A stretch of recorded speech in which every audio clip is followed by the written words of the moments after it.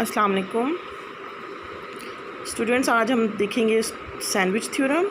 Sandwich theorem में क्या है, F G and H three functions हैं, ठीक है।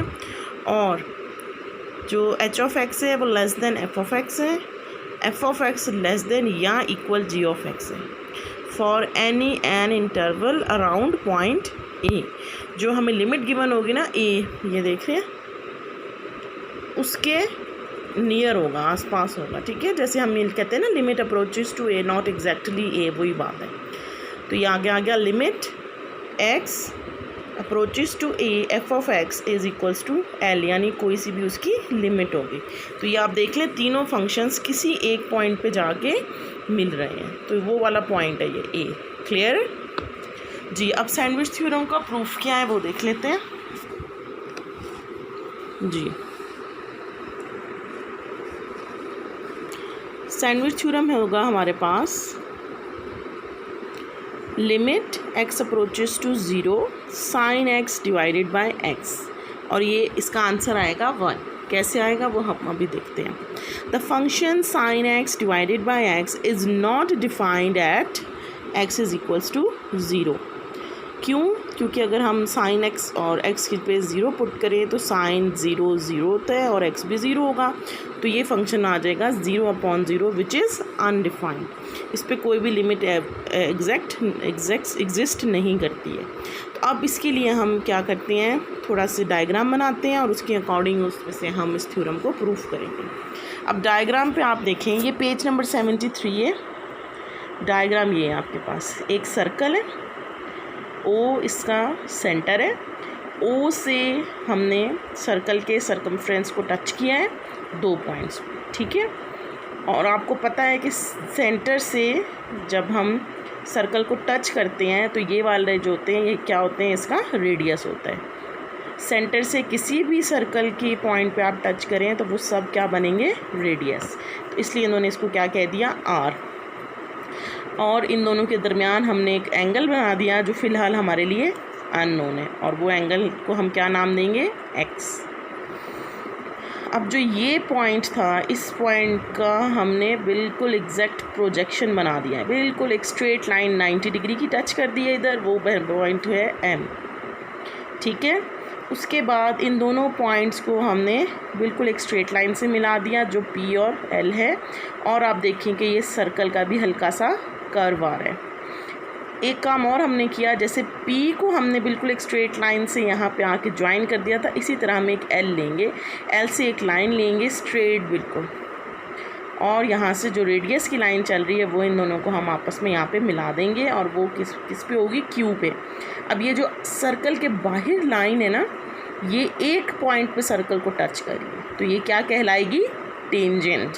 ये लाइन सर्कल को जस्ट टच करके गुजर जाएगी, ये लाइन सर्कल को कट नहीं कर रही है, जस्ट टच कर रही है, इसलिए जो Q और L है ये क्या है, टेंजेंट। लेकिन आप Q और P को नहीं कह सकते कि ये भी एक पॉइंट पे टच कर रही है तो जी ये भी टेंजेंट है, नहीं, ये क्या कर रही है, टच नहीं कर रही है, उसको कट करके गुजर रही है, तो ये टेंजेंट नहीं है, ठीक है। स्टूडेंट्स, डायग्राम को अच्छी तरह देखें। अब हम इसकी थ्योरी देखते हैं जी। इसकी थ्योरी देख लें। अब हम कह रहे हैं, we draw a circle of radius 1। ये जो हमने सर्कल ड्रॉ किया है इसका रेडियस क्या है, 1, रेडियस हमें मालूम हो गया। फिर हम कह रहे हैं कि let them measurement of angle L O P. अब ये एल ओ पी कौन सा है, ये देख लें, ये एल, ये ओ और ये पी, ये वाला एंगल, इसको हमने क्या नाम दे दिया, एक्स का। तो ये है हमारा इज इक्वल्स टू एक्स, और ये एक्स लाई कर रहा है बिटवीन 0 एंड π/2, यानी 0 से 90 डिग्री के दरमियान। फिर है एट पॉइंट एल, ये जो एल पॉइंट है इस पे हमने जो लाइन ड्रॉ की है ये उसी के बारे में बात कर रहे हैं। Draw the tangent line L Q. मैंने आपको बताया है कि ये टेंजेंट लाइन है क्योंकि ये एक पॉइंट पे टच करिए सर्कल को। फिर हम कहते हैं एक एरिया हमारे पास आ रहा है एल ओ पी। कौन सा एरिया आ रहा है, ये एल, ये ओ और ये पी। एरिया कौन सा है, ये यहाँ पे गौर से देखें, यहाँ से ये और ये स्ट्रेट लाइन, ये कर्व नहीं, कर्व को हम एरिया में काउंट नहीं करते, ये एरिया है हमारे पास इतना ट्राइंगल का। क्लियर? नेक्स्ट हमारे पास है ये जो एरिया ऑफ ALOP है वो लेस है एरिया ऑफ सेक्टर LOP से। किससे? ठीक है, उसके बाद है एरिया ऑफ सेक्टर LOP। अब वो एरिया ऑफ सेक्टर कौन सा है? ये वही चीज़ है, लेकिन अब सेक्टर क्या आ रहा है? ये जो सर्कल का कर्व आ रहा है ये सेक्टर हो रहा है। ठीक है, पूरा ट्राइंगल से थोड़ा सा ज़्यादा है ना सेक्टर का एरिया, इस वजह से ये जो सेक्टर है वो ग्रेटर है LOP ट्राइंगल से।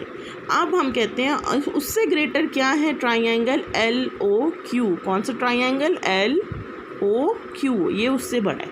आपको देखने में भी फिगर में पता चल रहा है, और यहाँ पे हमने अब एक ये स्टेटमेंट भी दे दी, इसको आप इक्वेशन 1 कह लें। फर्दर हम इनमें वैल्यूज़ पुट करके फिर इसकी sin x अपॉन x की वैल्यू निकालेंगे। तो अब हम इनके एरियाज़ निकाल लेते हैं। जब हम एरिया ऑफ LOP लेंगे तो आपको पता है बेस इंटू एल्टीट्यूड होता है। अब LOP की जो बेस है L और O की, वो आपको पता है ना, रेडियस है R।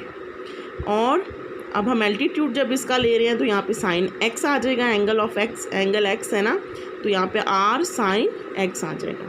तो ये बन गया 1/2 R² साइन x। और आपको पता है R² का मतलब हो जाएगा 1 का स्क्वायर, और वो क्या हो जाएगा 1, तो ये आ गया हाफ ऑफ साइन x।